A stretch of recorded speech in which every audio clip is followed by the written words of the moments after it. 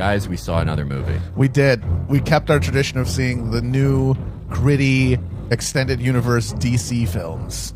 We've seen every one for Chapo, and this is the next one. For me, that's the best one because this is the first one where I got to go with the movie with you guys. Yeah, I didn't have to watch it alone in the Midwest. It was the full family movie lineup. It was great. I really the movie theater enjoyed experience wonderful for us, Horrible unbearable for everyone else in the theater. Well, I presume that everyone who also saw the 2:30 show of Justice League also works at podcasts. Otherwise, what the fuck else are you doing? All I know is that there was plenty of room in that thing for nobody to be near our shenanigans. But right before the movie started, an older white woman sat down right in front of us, and I was absolutely baffled. Like, we were being rowdy for the jump.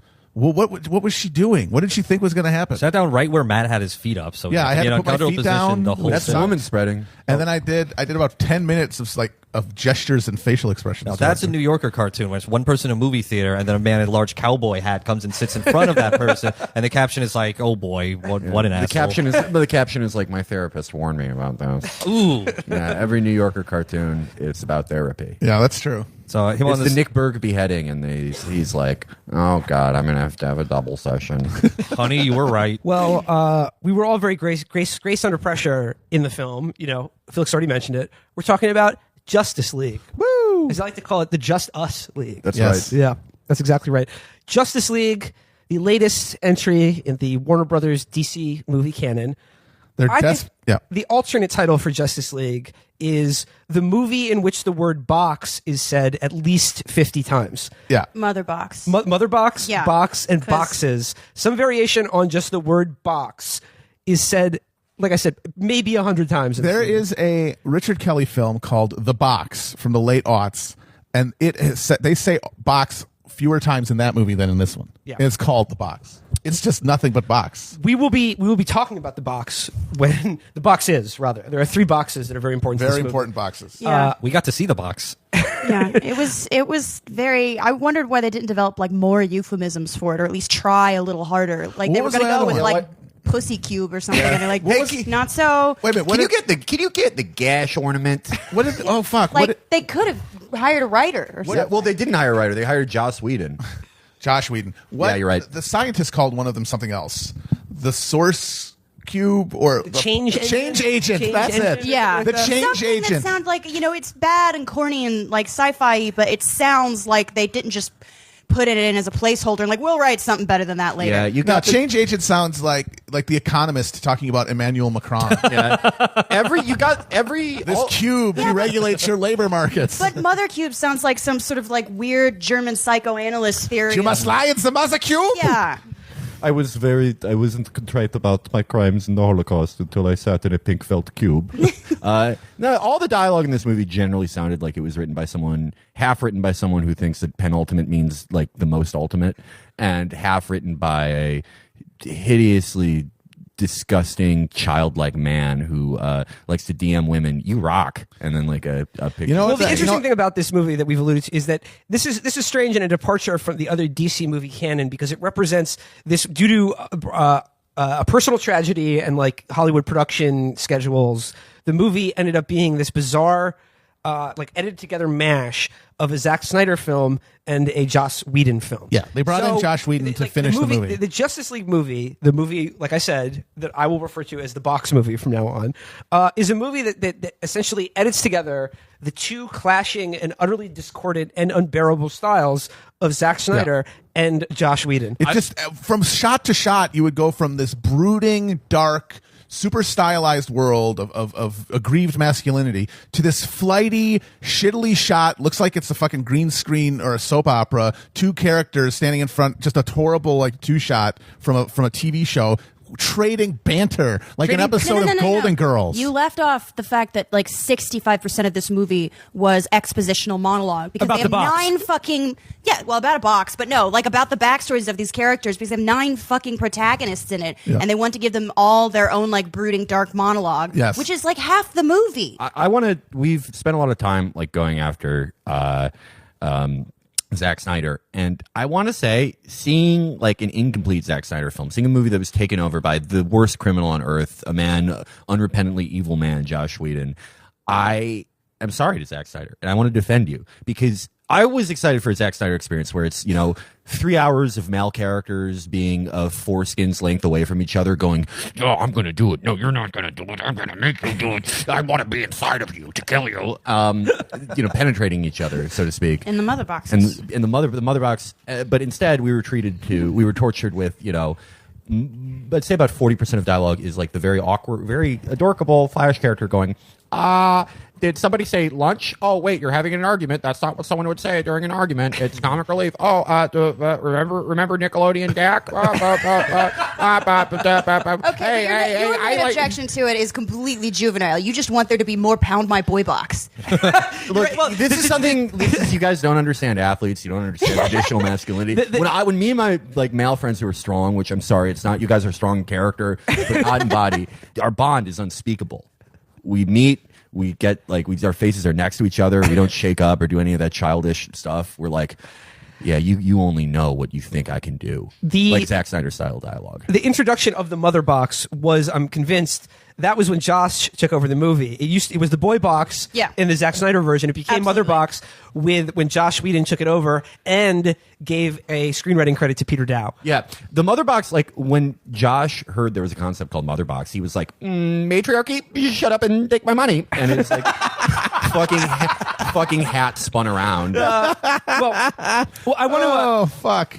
I want to get into the movie, but as is traditional for us when we do a Chapo movie review, I need to talk about the overall movie theater experience. And by that, I mean the trailers, because I consider it part of a movie is the trailers. Absolutely. If I miss trailers, I'm genuinely disappointed. Yeah, there are some pretty good trailers. I want to get to the best one last. So...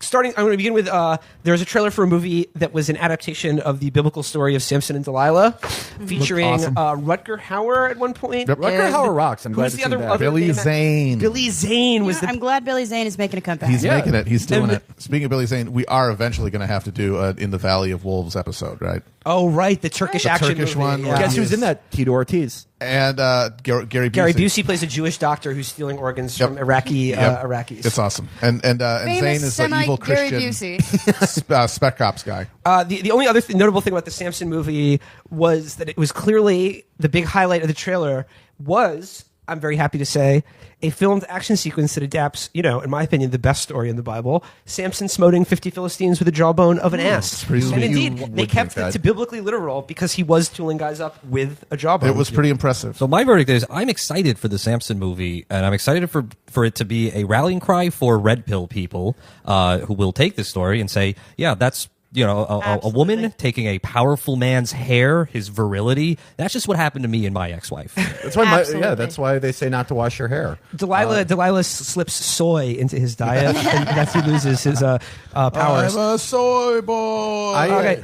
There was a movie called that I genuinely probably will see, if not in theaters and certainly renting, The Commuter with Liam Neeson. Ooh, hell yeah. An action film based on Metro North. Yes, How can I turn that down? Yes, it's the Bernie Getz story.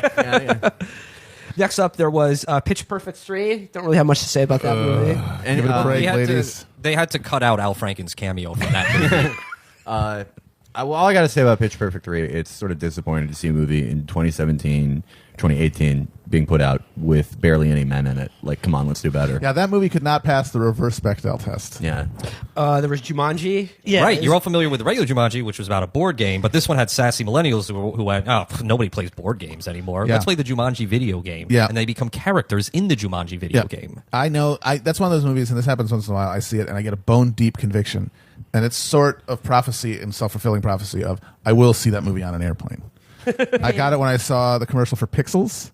And I did see it on an airplane, and really? I vowed to see Jumanji Welcome to the Jungle on an airplane. I watched both the Sex and the City movies on an airplane because I'm deathly afraid of flying. And I learned, though, that if I am furious, I can't be scared. That's right. That's the Felix Biederman story. Welcome to my way of life. Pissed, not afraid. Well, I'm excited for you to see Jumanji so you can learn more about gaming culture. Oh, wait, there was also a Latino Pixar movie, which is, like all Pixar movies will be viewed by all spree killers. I heard that was very good. I've heard very good things about it. Well, from who? Let me guess. So it's for kids, but there's good stuff for adults. Yeah. I like to scare my family. Are you not familiar with the creative output of Pixar? Yeah, it's fucking psycho. Yeah, exactly. Everybody who said that this movie is good are these horribly anhedonic zombies who basically going to see a Pixar movie is the equivalent of lighting, like putting cigarettes out on themselves. It's the only way they could feel. Yeah, Pixar movies, oh wow, they have some really complex adult morals in there, like you should be nice to people. Yeah, or like, make eye contact. Yeah. Well, all I got To be honest, I think some of us could use a brush up on both of those things. well, I'm the polite guy.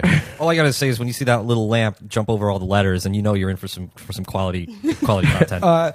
We also, and also right before the trailer started, we also saw a brief Overwatch commercial, which I know Bruce will enjoy. And there was at one point the gorilla character is like Winston says, "Who of you will join us?" And we were all like, "Yes, us, all and of us. especially Matt, especially Matt." I can't wait to play Overwatch. I'm gonna go to Canada instead of being fucking drafted into the Overwatch army. Okay, next up there was Ready Player One, which I'm convinced is like our cultural apocalypse of like we have to just cannibalizing every last shred of nostalgia and just churning it right back out. Absolute shit. The one thing that was really funny in the trailer is that it begins and like the person's like, "I was born in 2025 here in Columbus, Ohio," and all I can think about is just like, "Hey man, welcome to Street." He puts out, If you do enough kratom, you go into a parallel dimension that's like that pseudo world that they're in. But that movie looks absolutely like garbage. As Patton said on this show, it's a movie. It's like Jaws, where the villain is the shark is nostalgia. How it's just going to kill you. I'm convinced that we're going to have to do episodes on the next two Spielberg movies because The Post is so nauseating to even contemplate. And I'm going to put it down near guaranteed marker. Against the Field. Anyone wants to bet me The Post will win Best Picture. is there a trailer for it out? Yeah. The Post will win Best Picture because it's going to send a message to the White House that a free press is vital to the maintenance of American democracy, sir. Yeah, no, it's about the Washington Post deciding to publish the Pentagon Papers in the face of a threat of a lawsuit from the White House. And it's just every fucking dingus, every resistance wad is they want that propaganda, baby. They want the public to remember that that real news is not fake and you need it to have America. And it makes me want to fucking vomit. The goddamn Washington Post. You helped end the Vietnam War. Congratulations. Then you helped start the Iraq War. Pretty much erase that shit. Well, wait. Did Good Night and Good Luck win an Oscar? It was nominated. It did not win. Which it should not have done. Another movie my family took me to. Great more abuse. Great more violent abuse of Felix. Protect me. Well, Spotlight won Best Picture. It did. Exactly. And the same thing. So yeah, I say it is the same thing. Are we just going to have a whole bunch? Yeah, of but movies? it won Best Picture, so they could distract from other problems. Yeah. Oh, that Catholic Church! They sure have a sex abuse problem. Right, there's one trailer in particular I want to talk about because we were all horrified by it. But last but not least, there was the trailer for the Lara Croft Tomb Raider movie, which cultural Marxism has made her boobs not nearly big enough. Yeah, I'm on Ian Miles Chong's side now. He was right. Okay, so last but not least, the one trailer that I think warrants special mention is a trailer for a movie called The Greatest Showman, which is like a sort of pop rock and roll musical of sorts starring Hugh Jackman as P.T. Barnum. Yep. Right? And it uses the life story of P.T. Barnum to craft a kind of woke, uplifting tale about a guy who took a band of outsiders and Yep. you know. Wait, it's a musical? I missed this. No, it's a you- musical. yeah, it's a musical. Yeah. He Doesn't takes Hugh Jackman only do musicals now? basically Yes. him that Wolverine in musicals. Eventually, there will be a Wolverine musical. That's the inevitable Oh, yeah, synthesis. yeah. It'll run for years, Yeah. too. But it's an original musical, not based on a Broadway show, with original songs. Okay. And yeah, Sort of like Moulin Rouge. And it sells P.T. Barnum as this forward sort of a Branch Rickey of America, in that he brought these freaks into America's spotlight and made people accepting of diversity and difference, Right. as opposed to an absolutely cynical, monstrous con artist who fleeced people, was completely contemptuous of the American public, and hyper exploited totally vulnerable people in the form of these quote unquote freaks. As we Who said, hang on, he basically kept in a human zoo. Yeah. Hang on, this is the post-Reconstruction era, and P.T. Barnum was one of the first integrationists. He had Asians, Africans, all sorts of people in his All human in zoo. the same Yeah, zoo, yeah. covered in tar and bird feathers behind bamboo cages. Yeah, Now- when you're in a cage, you're all equal. The absolute Yeah, most the movie Freaks will have been less exploitational. Yes. well, Freaks actually did have a Freaks, woke, uplifting yeah. message about And- social difference, And it's like, we outsiders. will all band together and yeah, kill you. kill that uppity bitch who God, that was sells an out the- amazing movie. Yeah. Well, that's the absolute most repugnant part of that trailer, and I just could not hold back when I heard this part, is a huge ass man saying to a bearded lady, "They don't understand you, but one day they will." Don't listen to them. They don't understand yet.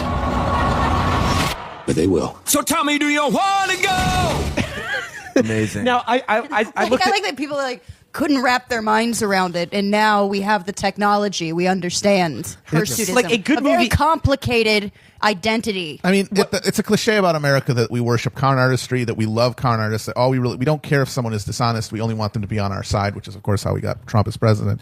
And that how all our show is so started. successful. That all started with Barnum, and the fact that we're so deluded about it, and there's so many buffers of ideology that instead of just crassly, cynically celebrating a con artist for being good at his job, we have to turn him into an enlightened fucking avatar of social progress. Yeah. One thing I didn't see in the trailer that I think was necessary to bring up regarding the real P.T. Barnum. I'm just reading from his Wikipedia page here. It says, Barnum was a producer and promoter of blackface minstrelry. Barnum's minstrel shows often used double-edged humor. While replete with black stereotypes, Barnum's shows satirized, as in a stump speech, in which a black phrenologist, in a white guy in blackface, made a dialect speech parodying lectures given at the time to prove the superiority of the white race. God damn it! I knew someone did first that. podcast. I knew someone did that cold open before. Scrap the one for this episode. One more quote Yeah, from no, that should be a good movie though. Like something There on, could be a on great P.T. movie. Barnum. Yeah, but it would have It's to be like- directed by like fucking Cronenberg or Right, something. yeah. It would have to It's be like- grimy and disgusting and nauseating. Well, as I It's mentioned- like how there could have been Or like just like a solid drama. it's like how there could have been like a amazing Chris Kyle movie about this lying Yes. murderer Yes. that would have been fucking amazing. Like As I- like Port of Call, New Orleans, Bad Lieutenant. Like it could in that style would have been amazing. All right, that was the trailers. Be on the lookout for those films coming soon to. Please avoid them all. They look cinema like near dog you, shit. except for the Commuter with Liam If you were Neeson. excited for the Pixar movie, please immediately turn yourself into authorities. Let's dive into Justice League. But before we do, we have to now. We have an entry for you from our global roving movie correspondent from Down Under. Mitt Recent birthday Bridey. boy. Happy birthday! Recent birthday boy, Mitt Brady. Happy birthday, Matt. V. Good on Brady. you, mate. Happy birth, Brady. Oh yeah. So Matt V. Brady is dialing in from Down Under with his review of Justice League. Let's take a listen. Hello, Grey Wolves. It's international film correspondent Matt V. Brady here with a review of the latest thrilling blockbuster addition to the monochromatic DC Extended Cinematic Universe, Justice League, which was directed by Zack Snyder with a Joss Whedon Snapchat filter smacked over it. This is probably the easiest DC movie to follow in quite a while. It's basically about the formation of a super team, the Justice League of America, created by Batman. You might remember him. He was one of the main characters in the film Batman vs. Superman. He gathers the world's greatest heroes and Aquaman together to fight an invasion of flying bug things who, and this is just my opinion, are clearly allegorical stand-ins for the Apex gang. Zack Snyder barely even bothers to try and hide this. Now, the bad guys, the Apex gang, are seeking these magical cubes, drug shipments, which they will use to terraform the Earth and basically change it into an Earth where the knockout game is legal. Unfortunately, this plot is foiled when Superman, the ultimate representation of the racist white immigrant, shows up with a very normal and natural-looking top lip and proceeds to drop classic Joss Whedon lines such as, "Hey, is this party invite only or can anyone crash it?" And "You kiss your mother box with that mouth?" While the machete attacks of the Apex gang bounce off harmlessly from his iron-hard skin. This all takes place in Russia for some reason, possibly because they hacked the election, I can't really say. All in all, I'd say that Justice League is an amazingly mediocre film, which also means that it's probably by far the best DC movie yet, except because it doesn't have Captain Boomerang in it, and also because it insults my beloved Apex gang, both Justice League and Joss Whedon can go and get fucked. 2 stars. Birthday boy and international roving movie critic Heartthrob. Matt V. Brady. For people who aren't familiar with hysterical tabloid entertainment and news in Australia, the Apex Gang is a likely fictional gang of Sudanese immigrants who terrorize suburban Australian neighborhoods. It's a knockout game. It's basically the knockout game in the antipodes. So to begin, one of the things Brady referenced in his review is Superman's completely convincing and human top lip, Yep. which gets into the very opening scene of this movie, which is like cell phone camera recorded footage of Superman after he saves some. And what are the kids doing? They want to interview him for a podcast. Yep. So Very relatable to I the liked- youth of today. I like the podcast culture that was on display in this movie. When Joss Whedon saw the Henry Cavill's disconcerting Cavill. CGI mouth, who gives a shit? When they saw Henry Cavill's disconcerting CGI mouth, he got so excited he tried to DM it a long screed about Hillary Clinton. Well, when those kids, the podcast kids, are recording Superman, they ask him questions like, so who are you guys? But like the thing was, like the weird CGI mouth thing was a result of this weird scheduling conflict, as we discussed. Henry Cavill was going to be in the new Very Mission funny. Impossible movie and had a beard and a mustache and that, and they had to bring him back for reshoots, so they redid probably 2/3 of the movie. And the other studio that was doing Mission Impossible was like, he can't possibly shave, so they just decided to have him do a performance and then digitally shave him. The funniest part is that from what I've read, they were begging the other studio, I think Paramount, to let them shave him. And when they said no, they said, all right, how about this? He shaves, then he goes back to the movie, and we will pay to digitally add a mustache in your movie. Oh my God. And they said, no. yeah, no. If only one of us is going to have a shitty CGI facial hair situation, and it's not going to be us. Can you believe this industry has any scandals? Yeah, it seems so not petty and idiotic. What I liked about the opening scene with Superman and his weird CGI shaved face is that it did set the tone for the rest of the movie, which was unbelievably lazy and bad CGI special effects. Yeah. Some of the worst I've seen. It looked like a PlayStation 3 game. Folks, it was looked like a hideous. fan. Yeah. It was just shit, garbage shit. It was all at the level of the climax of Suicide Squad that made me famously yell awful at the screen. This Suicide Squad was far better than this. Batman versus Superman was And the better funny than thing this. is that fucking the bad guy, we'll get to him, the awful bad guy, the character design, he was basically the same as the stupid lava monster at the end of Suicide Squad. Yeah, well, mixed with the awful lady from Morty Morphin Power Rangers, Rita Repulsa. Rick and Morty Power Rick and Rangers. Morty Power Rangers. The thing that I've noticed about these DC movies is, I mean, all superhero movies now are just like green screen fucking jizzing lasers at each other, and depending on who is involved, they have some like, I'm the sidekick, I'm supposed to say that. Well, if you say this, you're the sidekick, well, then you can't say that. You know, the influence of the horrible, perverted Fedora Man. And but the commonality in all DC films is that the villain's only objective is like, I want to blow everything up. There's just nothing, but they just want to end the world. And Yeah, it's like, so fucking lazy and nebulous and meaningless. There's no way you can give a shit. But the world has already fallen at the start of the film. I guess it's because Superman has died. Yes. That happened in the prior one you film. didn't see. But I want to say these were kind of shoehorned in. These first two scenes after the title card showed the world has fallen. Society is fracturing, as explained by a skinhead harassing a Muslim shop owner by knocking over some oranges in the street, while a police officer struggles to prevent this man from doing a hate crime, as of course the police might do. And there's like a homeless man. Really, it's There's a just homeless literally everything throughout existence that is already there. Yeah. They don't really show any disasters. It's It's like everything's still shitty now. Maybe it was better before. And it's all done to the tune of some female singer's tinkly piano cover of Leonard Cohen's "Everybody Knows." it was the last woman Joss Whedon DM'd. He was like, do you want to be in a picture? I think you have star quality, but not a shooting star, because I hope you don't go out. I just talk like this all the time. My personal theory for the film is that this is supposed to be reflective of the Trump administration, of the new reality here. Which means it's about what it was during Because Superman Obama. dying. Superman hate died. crimes- Who's Superman? Obama. I just noticed that Obama's homelessness gone. and hate crimes, that started just 6 months ago, and Yeah. I Yeah. didn't have a name for those things Yeah, before. yeah. I thought No. they were just roused about. Obama died. He was Superman, and now we're in the Trump era, which is of the Bugmen and the fucking horned dude who wants to destroy There's also the that world. one awful, atrocious line that Ben Affleck says, mentioning global warming.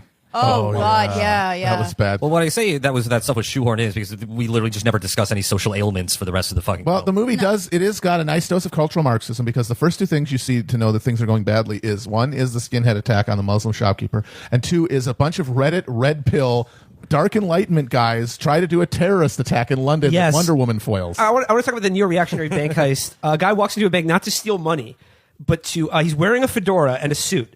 He's like one of those. He's a dark enlightenment He terrorist. looks like the fucking Orino motherfucker, one of the alt Davis Oriani. Davis Oriani. And Wonder Woman enters the bank by coincidence because she thinks someone was picked up a thing of Sabra hummus and put it down and tried to buy the other kind. She wanted to break up a more important crime, but it just happened into the neo-reactionary bank. And the neo-reactionary terrorist says, "This is blowing up a bank full of people is mankind's only hope. End modernity." Yeah, he's like, we must destroy modernity. And then he said right before he's like switches the key on like the suitcase bomb, says read Mencius Moldbug. Yeah, Moldbug wants to blow up some big public building to end modernity, which good luck with that, buddy. And the funniest thing is she lassos one of the terrorists, one of the other Davis Serini guys, and she says, "Who are you?" And he says, "We're a small reactionary terrorist group." We're here to Again, bring it's down like- the cathedral. It's like they wrote that in notes and they're like, I'll write it in later. Yeah, it's like, we need to convey to the to the audience these pieces of information with the name. To be fair, and they're like, we'll just put that in. To be fair, they had to make clear to the audience that they weren't terrorists because they were an oppressed people. To be fair, The Lasso wasn't on at the time. That's just how all those guys talk all the time. Yeah. Well, but no terrorist group A calls themselves a terrorist group, or B says they're small.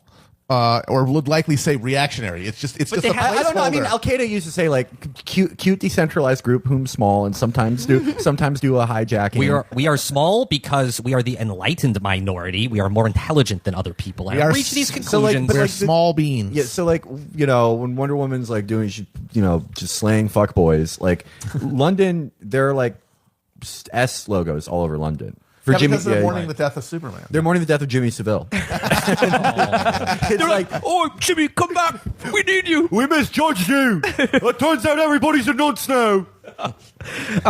So yeah, like I said, the movie begins with Batman captures one of the Bugmen. Yeah. Or he captures one of the small-souled Bugmen. One of the Bugmen from another dimension. He gets the bug. He's a bug chaser, you might call him. But yeah, the movie begins with Batman bug chasing, and then he realizes that this army from another dimension is coming. So he has to assemble. He's got to assemble the Justice League. The guys who he conveniently found out about from a fucking a computer file in the last movie, which was, I said episode because these are basically just long TV episodes at this point.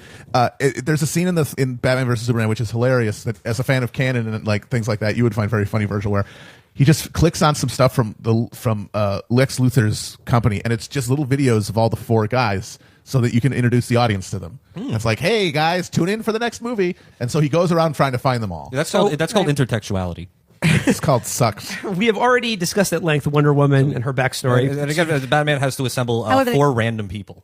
Well, they keep coming back though to Gal Gadot's backstory, which is essentially, I knew a guy for 3 weeks. We had sex once, and I've been obsessed with him for 70 years. 100 years. That woman 1917. is 100 years. a psychopath. Yeah, that is a psychopathic woman. They had sex once, as we know from the movie, and then he died 100 years ago, and she's still caught up on him. Maybe he was like maybe he had that girth though. Is that how people dealt with breakups in the 1910s or whatever? Yes. I would assume they would like binge watch the Edison films, A Man Washing a Horse or some such. Go a little hard on the milk toast. Every modern we're gonna watch a Zoetrope for the next 15 hours. Every modern creation is from people who are trying to get through breakups. The UN breakup, USSR breakup, World War II breakup. Sometimes they can be good, sometimes they can be bad. That's very true. It's like as long as you suppress your emotions, you can start something good, like the Soviet Union.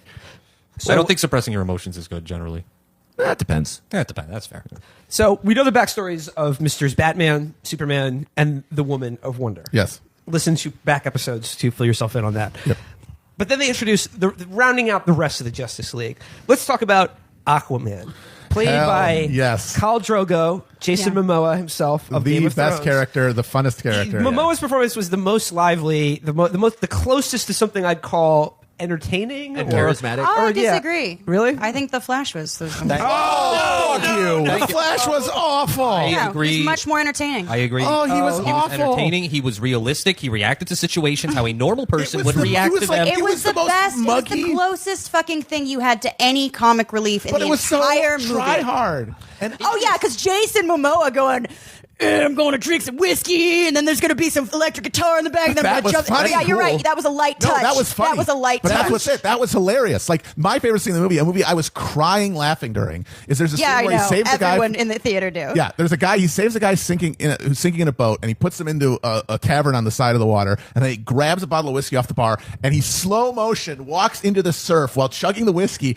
while and fucking throwing the bottle on the ground. Icky Thump by White Stripes plays. And it's the most dipshit, dumbass, like fucking late 90s Your argument butt though rock is that idiocy. I like this ironically, so it's No, better. it wasn't ironic. It was, you know what it was like? It was like a fucking Andrew WK song. It's ironic, but it's so exuberant about it that it goes around from being ironic to being genuinely good. No, you omitted the best part too, which is when he was walking out of there, he grabs a whiskey bottle and he points to this guy who's like passed out that he just saved and says it's on him. Yeah, I know rules. Actually, the best part of that scene that Ember alluded to briefly. Woman on this show. Well, I mean, if you thought The Flash was entertaining, there's this indie TV show you might like. It's called The Big Bang Theory with similar humor to The Flash. No, I'm sorry. Look, he might as well have been saying about Bazinga. The most entertaining person to watch. Yeah, and it was Aquaman. I am the only one who noticed this little Easter egg. So The Flash is this nebbish young man. Yeah, they who made was him Jewish. And on the spectrum. Which doesn't even make sense. No. No, he's definitely. He says at one point, people, I don't really relate It to them. doesn't I even can't- make sense, though, because I don't think they gave him the Jewish last name, unlike Batman, Superman, Bugman.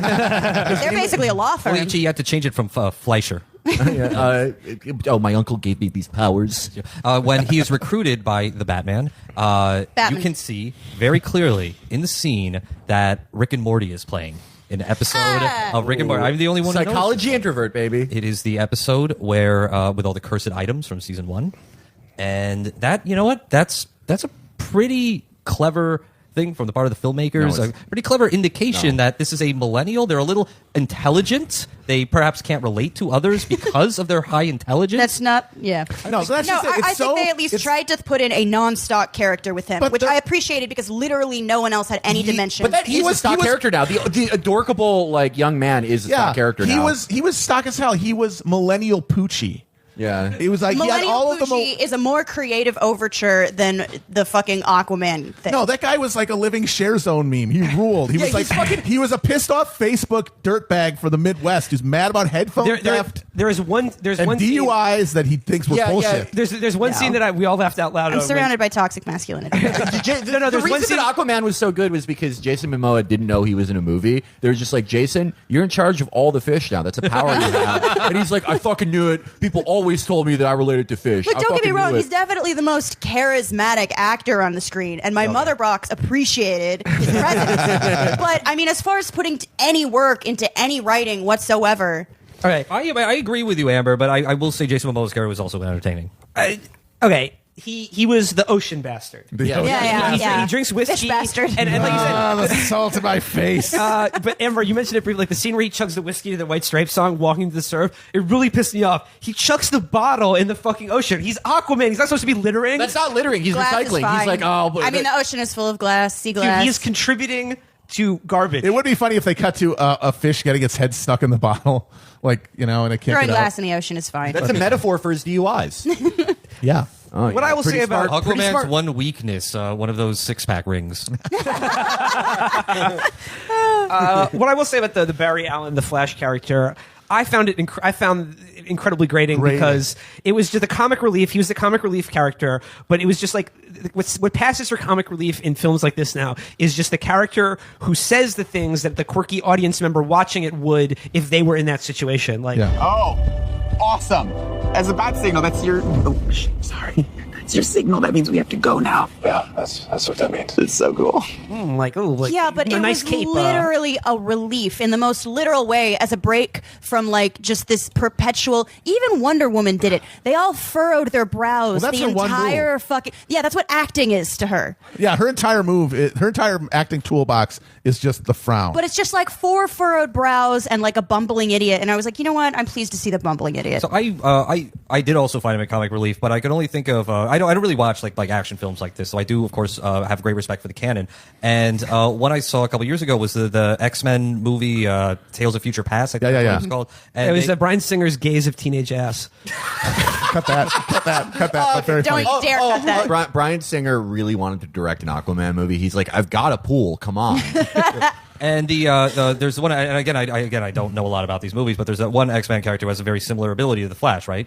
Yeah, Quicksilver. Quicksilver, right. Yeah. And he was incredibly fun and charismatic. Like they portrayed him. Yeah, but the thing in a is, he is delightful the exact, and that's why he's not that creative. They basically took his dynamic. They took Quicksilver's character from the X-Men movies, where he's the kind of awkward teen millennial outsider who points out the things like Will was saying. It's the same thing, and he also has the same power. But that's the thing. Quicksilver isn't awkward. Quicksilver was way more fun. He's scowly. No, he was extremely confident. Yeah, he was cool. He was cool. cocky. He was cool. He was cool. He ran really fast. He had goggles. Now we stole Spiro Agnew's cigar. Now the last card, the last member of the Justice League, boy. is sort of the wild card. This is sort of like Black Robot. Cyborg. Yeah. He was okay, sort of emo. but he did the P.O. same fucking Cyborg. thing. He did the same fucking thing where they give them like a brooding monologue, and then he's not that interesting, and the only thing he does is brood and scowl for the rest of the movie. Like his character is he's like.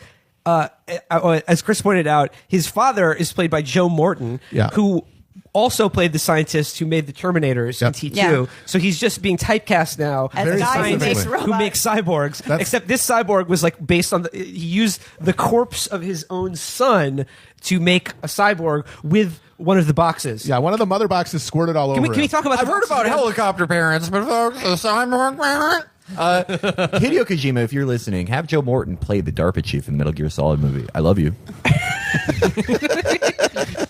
Yeah, his whole arc is. What I like about the cyborg character is that he starts out as sort of like a NEET. He's not leaving the house. Yes. He's not doing anything. Yeah, and that's true. His dad's like, go outside, meet a girl. It's hard And he's for like, I him don't have to a walk penis. around. Yeah. Download Tinder. Well, that's the thing. They want you to believe that the Flash is the millennial character, but he's like the millennial blackface character. The real millennial is the NEET. True. Online, just reading posts on his hands. You know, you're right about that because his conflict is that because he is a human head basically on a cyber body, he is becoming one with a machine in a way that's basically disassociating himself from his own mind because there's alien sort of digital thought processes in it that he doesn't recognize. And that is a parable for the millennial relationship with the internet. Well, that's the thing. Well, but first he just watches, and then when he suddenly feels like the moral calling to participate in this, he's like, "I've got to do it. I've got to post." And it's a parable for call out and culture. then what's his first post? Hey, sweetie. Right, you're right. Yeah, holy he would also be disqualified from e-gaming for illegal enhancements.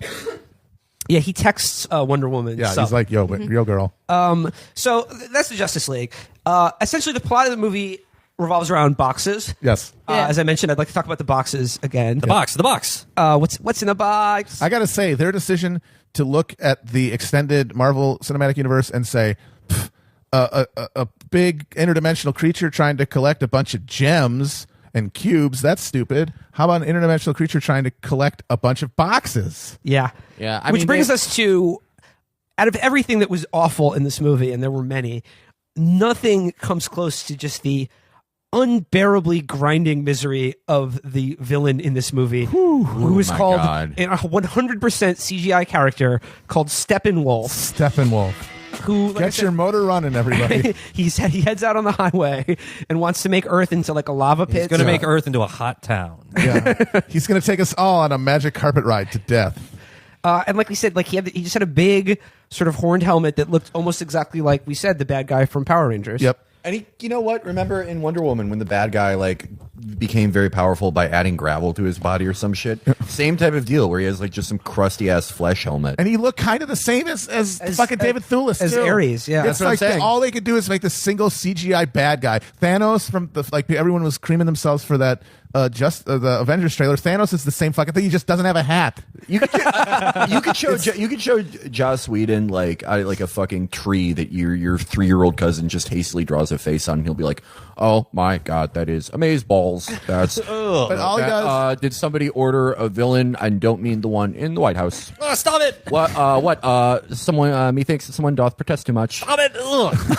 What were people saying about liking the Flash? Because it's the same dialogue. Yeah, 100% correct. But yeah, this Steppenwolf character, he shows up and he wants to get there. There are three mother boxes hidden in 3 different spots on Earth, and he needs to collect them all, Pokemon style, and then fuse them together. And if he fuses them together, then he basically terraforms Earth into his home planet for some reason that's never explained because he has zero motivation. At one point, he's just evil. He's just evil. And the most shameless part is, and half-assed part, frankly, is for people who don't follow this stuff, and God bless you for not following it. The plan with this Justice League thing is that this dude is really a placeholder bad guy for the big bad that they're introducing, who's going to be like Thanos in the Marvel Darkseid. And he was basically Thanos for DC before Thanos existed. But now they're kind of Johnny-come-lately with it. And their introduction of him into the narrative is, Steppenwolf goes, "I will destroy this Earth, and it will become my realm. And I will waken the mother for Darkseid." And Wait. Can we also talk about his minions, the Bugmen? We talked about the Bugman. He's got the small soul Bugman. They eat. They love fear. They eat fear. Yes. So it's like this completely conceptual idea of. I think that they really tried to do some kind of Trump metaphor with this. The way that fear. It's a lot. Like he's the mad guy is made powerful by people's fear. The way that's also a DC thing. That was also in Wonder Woman, where like she couldn't win until she was like, being a human's about love. It's the same type of thing. Yeah. She couldn't do her job until she got dicked down. Was actually the moral. That's the thing about Speaking of dicked down, what did they do with Alfred? They're like, okay, we like Alfred as a concept, but can we make him into like a sexy grandpa I'd like to fuck? So they got Jeremy fucking Irons in it, being very weird. Yeah, because the king, Zack Snyder, recognizes true male-male relationships like Socrates and his students would have had.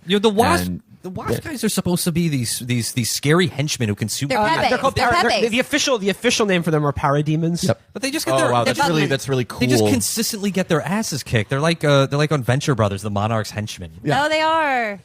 Yeah, but that's what they're there for. They're there to because here's the real thing, and this is one of the funniest things that happened in this movie. Spoiler alert: at some point, they bring Superman back, and they fight him because he's all fucked up from being dead. And I want to talk all about that does is show that they are absolutely useless compared to Superman. Superman is the only one you need. The rest of them are totally superfluous. No, they needed Black Robot because he's the only person with the ability to separate the things. Him and Superman did too, though. Yeah, they still need. Well, let me. I would just. Guys, if Yeah. you don't mind, I just would like. I have to insist that we talk about the boxes again. Oh yeah. I want to talk about the boxes. No, we've got to talk a lot about the boxes. The boxes is what the movie's about. Yeah. It's about boxes. It's about boxes. There are three There are boxes. three The boxes are assembled at a different factory than the one in the movie. but there are three boxes that originally, like, Steppenwolf had come to Earth in the ancient era of heroes, in which the Amazons, the Atlanteans, and all Greek gods, and then people. Again, there's forces. so much fucking. It's interdimensional. It's extraterrestrial. It's old gods. Steppenwolf's plan, though, is to gather the three boxes. Yeah. One is held by the Amazons, one is held by the Atlanteans, and then one is held by people. And then when he has the three boxes, he will put the boxes together and do something called the Unity. Concept unification. The moral, religious canon of these DC movies just is Baha'i. Because it's every fucking religion jammed together. Yeah, you got your Celtic pagan worship, you got your Christianity. Every hero is Christ. You got your ancient Horcruxes from Wicca. You got all types of shit. You throw it together, and because it's Baha'i, the only true moral is like love is love. Unity is love. Well, it's good to be good. All I'm thinking is say goodbye with working with Dwight from The Office. That fucking idiot is Baha'i. I would do a rage spasm when I saw him on Real Time with Bill Maher when I was 16. I hope he's fucking dead. Okay, so they got the boxes. Now I want to talk about the scene that Matt talked about. At some point, the Justice League, Batman has the idea. They're in possession of the third and final box, and they want to use the box. The box. They want to use the box to resurrect Superman. Which leads to a scene where Cyborg and Flash literally dig up his fucking grave. Yes. Yeah. It's like they exhume his corpse and have a bit of cringeworthy dialogue. It's also very unrealistic because you could see, as they begin the scene, that the grave is perfectly rectangular. The hole that they're digging. Also, That's very fresh dirt. It was like potting soil. Excuse me, they're superheroes. They can fucking do a square. How come they dig perfect Why didn't he do square? it quickly? Yeah, why did he's like, I could do this more quickly, but I'm having a moral conundrum. Yeah, why did he dig like a normie? He was a fucking bitch. That's why. That was some cuck ass digging. Yeah. Even I just as a person, I would never dig a grave like a normal person. Yeah. I'm not a normal person. You know I'm what? a content creator. I would throw dynamite on the ground. You know what? He is the battlefield. grave digger Beta, and you're the grave digger Chad. That's right. All I know is that they cut to a shot of Cyborg in a gray hoodie and the Flash just silently shoveling dirt, and it's just so incongruous that I laugh my ass off. I mean, but at least there was something going on other than brooding monologues or battles. I actually felt slightly relieved by the whenever Batman would be like drinking from a demi-tasse. I'm like, at least there's some internal life happening right now.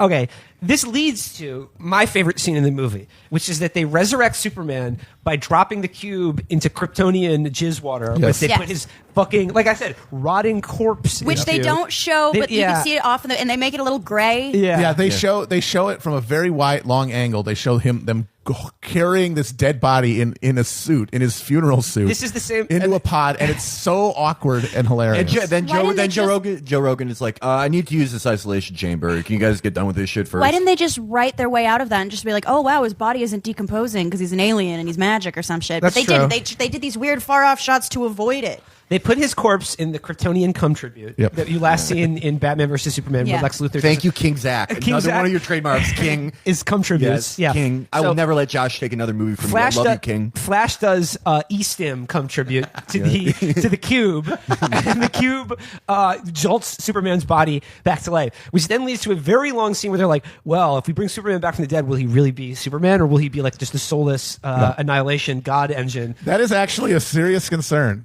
Okay, so they could have ended life on Earth if they fucked they that do up. a scene where they resurrect Superman, and Superman is shirtless for this entire time. Yeah, he could not find a shirt. Superman He is, like is flew away, and his pants were still there. Yes, He's he's not When they put a him in pair the of cube, chinos. when they put him in the jizz recovery cube, he was wearing a whole suit. But when he wakes up, he's just wearing suit pants. Excuse me, I had a wallet. So the scene with the resurrected Superman is he's confronted by the members of the Justice League, who are like, "You have to remember who you are, Superman." And what I thought of this scene as basically they were doing gay conversion therapy to resurrected Superman. They were like, "No, you are straight. Hit this pillow." And he was like, "Mother, mother, mother." And Mother box, mother box, mother box. So they make resurrected Superman hetero again. No, I by think, bringing I think Lois it's the other Lane. direction. I think he was red pilled, and they're trying to bring him back. Yeah. Oh, he was Dark Enlightenment Superman. Yeah. He was like, equality is a false god. And Aquaman's like, I don't know what the fuck you said, but that sounds fucked. Yeah, the Superman soup that they dipped him in was Nick Land literature. You can't, this is like when my cousin went to college and he came back acting like he was fucking better than me. But so then, because mad sort of quasi-amnesiac Superman then fights the whole Justice League and absolutely rinses them. And proves once again that they are the most redundant thing on Earth. You don't need anybody but Superman. It's even insinuated that the Flash might not be as fast as Superman. Superman's which at makes least him as fast the as the second Flash. fastest person. Yeah, he's no use. He's the most use. But of course, on their team, though, it's all about being the best at this one thing, which doesn't make sense. When you put together, like, maybe also, like, the third and fourth fastest person on there, too, hey, maybe they're not the fastest, but what if they're, like, even 80% as fast as the Flash? Could that not be useful to you? My interpretation of that was, and I'm not trying to establish a canonical answer here, was that the Flash was approximately as fast as Superman. Just Superman is obviously more physically powerful. It could just beat the shit out of him. Which but they're proves that going he's at the same inferior. speed. Right. He's inferior. Of course he's inferior. Of course the Flash is You inferior. don't need anybody but Superman. Well, correct, And he yes. proves that by kicking all of their asses and then flying away with Lois to have the most awkward meet.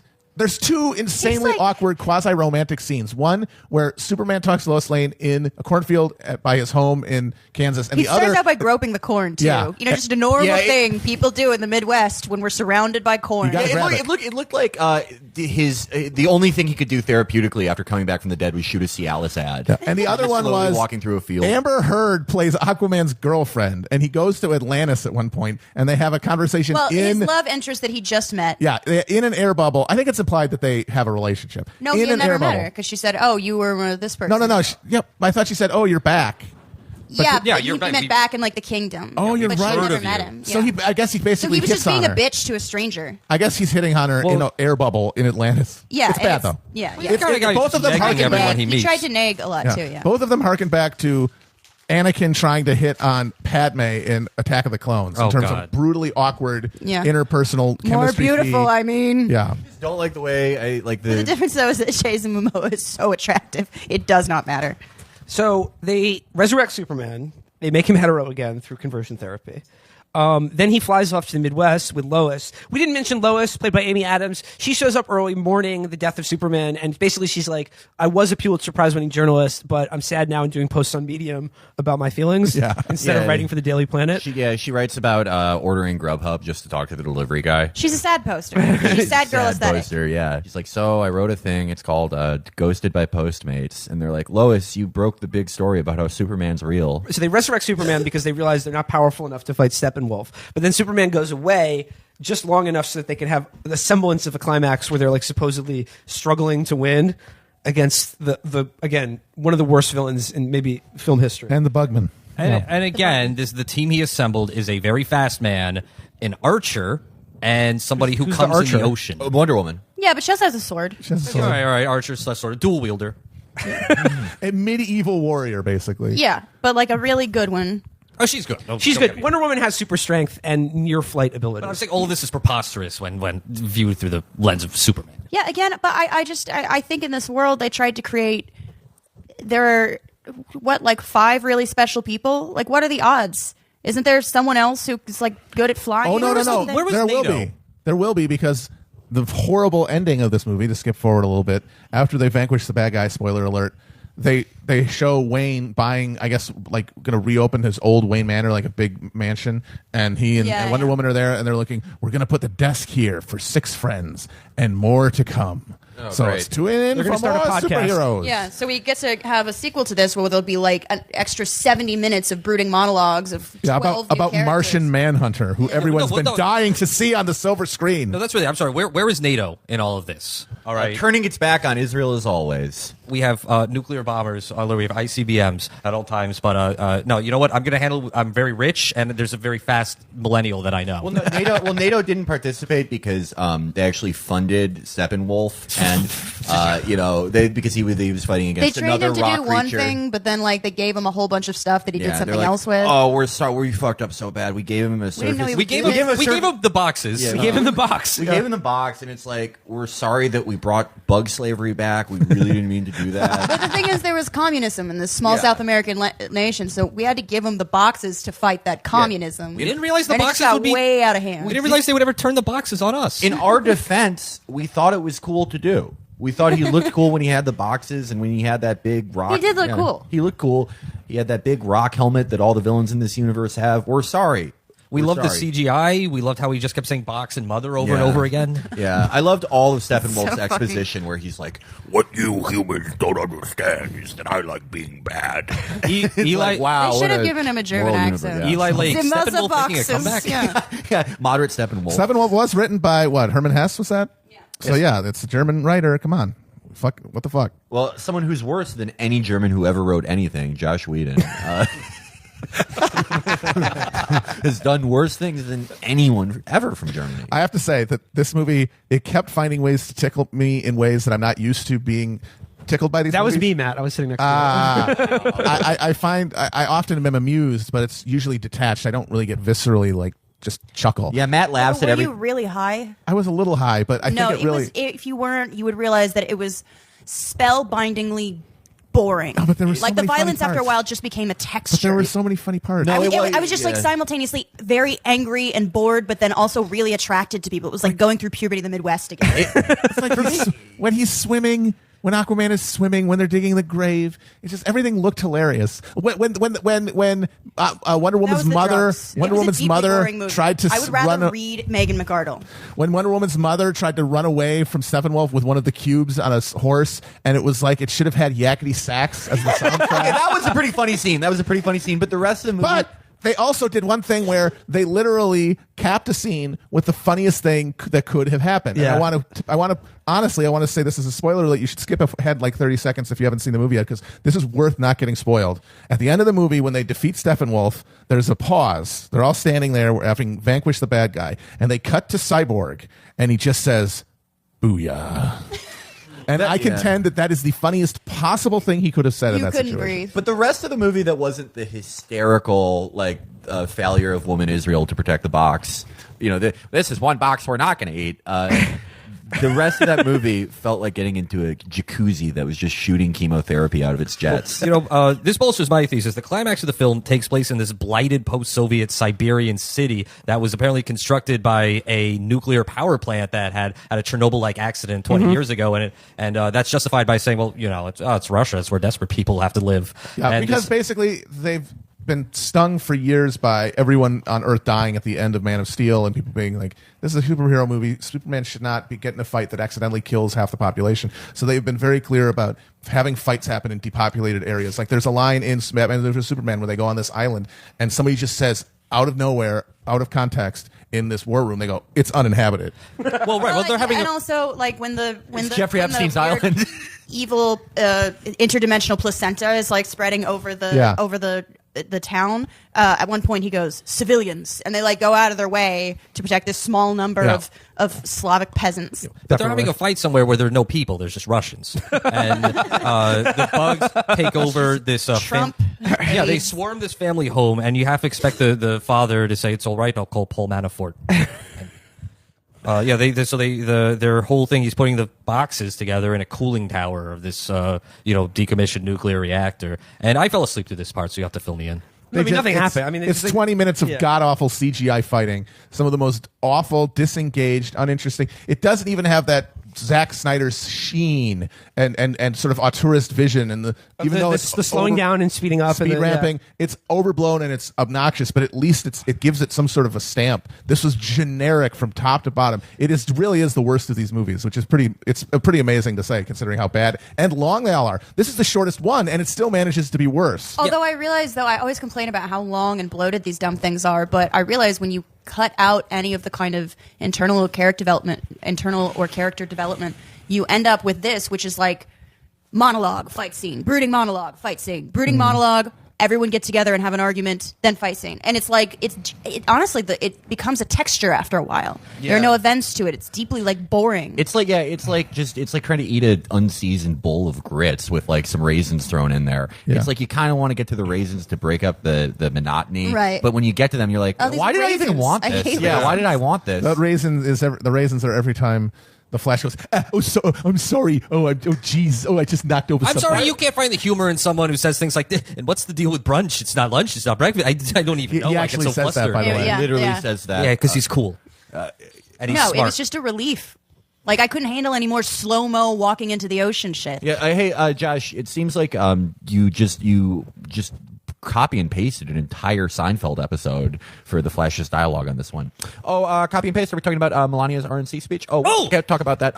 What? We're talking about a super old evil that's inhabiting the earth. I knew that the Republicans won the House again. This actually is a question, though. What with all of like Gash Whedon's like lady issues? Like, how did he not see? The phrase "mother box" is hilarious. Mother box. the best part of the film. We must unite the mother boxes. It hypnotized him. He was like, the two things I love the most. Well, you know what happened is he put that mother box on a pedestal, and you never do that. my favorite thing that I woke up for at the end was I don't know who said it, but I just heard half asleep. Is this guy still bothering you? Yeah, Superman said Yeah. that. Oh yes, He white knighted. No, that was Superman's like entrance, like at the climactic moment when it looks like Steppenwolf has them cornered. You just hear from the back. Is this guy still bothering Talking you? about Wonder Woman, so he is white knighting. Yep. Yeah. He's Super Captain Branson. Save-A-Ho. Captain Save a Box. Oh, God. There's one last detail from the. Sorry. This is supposedly like the fucking generic feminist guy. How did he not know? It's a mother's box. What? because You know what? To me, all boxes are mother boxes. because Joss Whedon, he never turns off. Like, there's no sleep setting, so he's just in a room for 20 hours going, the cake is a lie. Oh, what? Does that mean it's in the Republican tax bill? The alternative facts? Fuck, killing me with this. An alternative facts. That's what you use to send Donald Trump's military service records, because he didn't go. And so no one can interrupt him, because no one wants to hear that. No one can, there's no person that can enter that hazardous work environment. So when they wrote in, mom pussy into the script 7,500 times, no one could go up to Josh and be like, this is really weird, man, because he was just going like, sort of retrofitting penny arcade strips to be vaguely feminist type of stuff he likes to do. One of the worst monsters ever made. Obama stood by and let him make movies. It's blight on his record. Like, generally, we are principled anti-interventionists here. No, but if someone wants to bomb Gash Whedon, Josh Whedon, he should have been. Look, I know some people are against capital punishment. That's fine. He just shouldn't have been allowed to do his evil. Bush tried to stop him. It's like we all shit on he Bush. should be in The Hague. But Bush canceled Firefly, and it was worth the Iraq War. But it's just no more. Josh. There's one last detail from the very end of this movie that I'm interested to know. It was a montage showing them all going, like, how they've been changed. And one of the ways Wonder Woman has changed is she is now fighting crime on She's the rag. still only on that art beat, And though. it shows She her only stopping deals with art crimes. Yes, stopping art thieves. What was Wonder Woman doing before she got back into crime fighting for 80 years? Was she like the first? Restoring person- art. It's just- She was a an art hoe. superpowered archivist for 80 years. She did like the She was Sigourney Weaver in Ghostbusters. No, the thing is, though, you say, this is what WB hears you say. What was she doing for 80 years? Oh, no, delete. We've got something to show you. Ooh. Delete. Because as you guys might know, Wonder Woman 2 is already in pre-production, and the plan is it's going to feature her teaming up with U.S. intelligence to fight communists in the 1980s. Mr. Donald Trump, I am 27. I am very scared. I do not want to see another Wonder Woman movie. Please stop. Please bomb production. Please embargo. Please, very bad. But that's I'm so scared. amazing, because if that's true, you're picking an era of the Cold War when the opponent was cuddly reformist Mikhail Gorbachev, and the anti-communist coalition that the U.S. was allied with was Jonas Savimbi, P.W. Botha, and Efrain Rios Montt. And she's going to be fighting with them. Wonder Woman, the And that's the Heck real Maitar that's in the real fucking- Justice in League, man. Afghanistan. the real Justice League. So before we close out, we got to do our favorite thing. Who are we in the movie? I think I would be the Flash because I have his animal charisma and his logic. You are the Flash, Virgil, because at one point in the movie he interrupts the Justice League meeting to ask if he can get food. Yeah, his blood. He says his blood sugar was Yeah. running low. That happens to me. Okay, that's a serious thing. I'm Black Robot because I'm underdeveloped.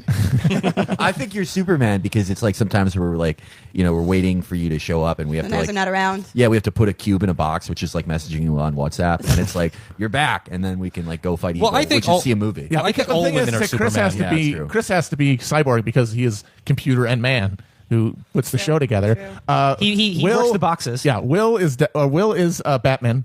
Yeah. From a rich CIA family. Yeah, exactly. Well, I was going to say the leader, but Owner of a bank. Felix is obviously Aquaman, That's right. He's the ocean bastard. which makes Yeah. me Wonder Woman. Wonder That's Woman. right. You're Well- hot. I have sex with you. We're partners. I love you. Matt bristled at. Follow this wonderful woman. Follow this wonderful Gal Gadot, yeah. And together we are the Justice the League. harassment league. The Injustice League. Injustice League. The systematic Injustice League. The thing we support. Till the next time, Hopefully there won't be one because this movie ate shit, and it might be the end of the DC universe. please. Josh Whedon will be executed publicly. We It made will a be doing a made a live show. pathetic $400 million. Well, it cost $600 million. They spent $600 million on this. What did they? It looks so bad. Did they spend $200 million of that on new fedoras for Josh? New vests he can wear in photo shoots. Well, they with, do like, a need fake- forgot his he head. has vests. His Oh, he head- loves vests. He's a vest boy. Yeah, he loves a vest, and he loves getting shot on film with like a sort of fake green, like absinthe Victorian tint. Yeah, but his forehead is so massive, he needs to custom make fedoras. So I that can costs figure. extra. I can think of a way that can take care of his head problem. But yeah, hopefully, ISIS, hopefully if this you're is the end of listening- it. Hopefully, the absolute crime, the thing that, I mean, honestly, shouldn't you go to prison for spending that much money on something like this, considering what that money could be used for? No, this is Versailles except ugly. Yeah, that's what I keep saying. It's criminal. This is our Versailles. This is our pyramids. This is our monument to our decadent elite, and it's so much shittier and more transient and more squalid than anything that came before. I mean, it. I think it's great because I'm kind of aesthetically an accelerationist, and I think we need movies like this. We need movies like this. We need Melania's Tarkovsky Christmas. Well, yes, we do. need We that. do. That's So cool, people though. will be like, oh, these people are evil. If you were a Japanese film executive and you made this movie, you would have to commit Harry Carey. yes. There is no Josh Whedon of Japan. They're all killed, like, rightfully so. Like, Well, they throw him off a cliff when they're yeah, 2 years old. when they're born and they're like, what you mean Krypton? You mean there's a Bizarro Superman? So that means that we have Bizarro Obama. His name is Donald Trump. They just hurl they're- Yeah, if they're and they first- say you have brought shame to your family, and then they're executed. If their It's a great first country. word is Yes. Imgur, they're thrown off Mount Fuji. Yeah, Josh Whedon was born somehow I'm not going to say that word. Anachronistically? Yeah, I slept 2 hours again because of construction in the apartment next to me. But Josh Whedon was somehow born with an iPad loaded on Imgur in like 1967 or whatever he was born. He could somehow access it and it informed his repellent personality, the crimes that he commits that harm all of us. I hate him. You know what? It's like Primo Levi said that there are no monsters. There are only men who, they're monsters, but they're few in number. They're men who enable their deeds, and that's the stars of this movie. But there is a monster. His name is Josh Whedon. Josh, you will answer for your crimes. Your name is not Josh. That's not a name. Shut not the a name. fuck up. No. Shut the fuck up. Fuck you. I fucking hate you. I hate your fucking cutesy dialogue about, oh, isn't it silly to be a nerd? 100 million people watch your fucking turgid normie bullshit. It's not, there's nothing interesting or indie about it. It's the most mainstream shit. Everyone knows what Superman is, you fucking cocksucker. You've engendered like just tens of millions of dental hygienists who tell people to cake is a lie. You've poisoned our culture. Islam is the only way we can rid ourselves of the stink you have brought. The West must fall. The West must fall. Fuck you. Die. Goodbye, everybody. Bye-bye. Bye. boxes.